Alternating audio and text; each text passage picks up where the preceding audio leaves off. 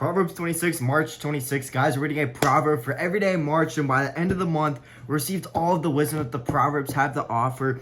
2 verses in Proverbs 26 we're going to hone in on, verse 4 and verse 5. Verse 4 says, "Don't answer the foolish arguments of fools, or you will become as foolish as they are." And verse 5 is, "Be sure to answer the foolish arguments of fools, or they will become wise in their own estimation."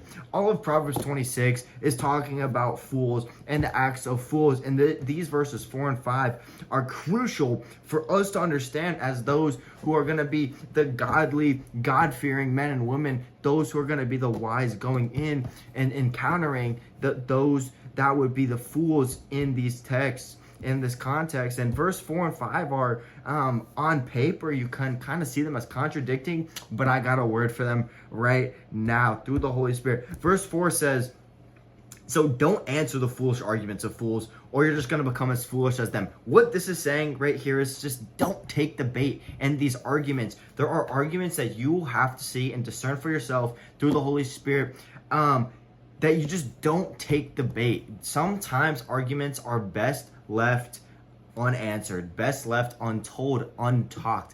Do not entertain some of these arguments, because some of them are simply baits just to get you off course, to rattle you, whatever the manipulation is. There are people out there that are simply looking for a fight, and if you are willing to fight, that's all they want. They just want someone to fight, some friction. That's all they want. And so verse 4 is just saying, don't answer those foolish arguments of these fools. You got to be able to discern the difference, because we'll see in verse 5 there really is a difference that we need to be able to identify and say, okay, what is this person really trying to accomplish right now? Are they trying to just simply find a fight? Are they picking a fight? Are they looking for some sort of friction? If that's the case, don't take the bite. Stay silent. We see that so much in the Proverbs. Man, just keep your words in check. But now verse 5, it says, "Be sure to answer the foolish arguments of fools." Wait, what? Verse 4 just said don't answer. It says, "Be sure to answer the foolish arguments of fools, or they will become wise in their own estimations." All right, so look, the picture is right here is that in verse 5, it's saying when you see fools that are foolishly arguing or foolishly talking about something, and they're trying to prove themselves, or they're trying to justify themselves, that is where you need to step in with your godly wisdom and say, no, that you got it twisted. That is foolish. That is not true. And you got to correct them, or else they're going to become wise in their own estimation. The footnotes say the wise person has a choice to make depending on the nature of the foolishness. Some fools don't deserve an answer because they are clearly not in a position to listen. That's another big thing in verse 4. If people aren't able to listen, that is also a time when you don't talk to them. You just live as Christ around them. You live as an embodiment of Christ.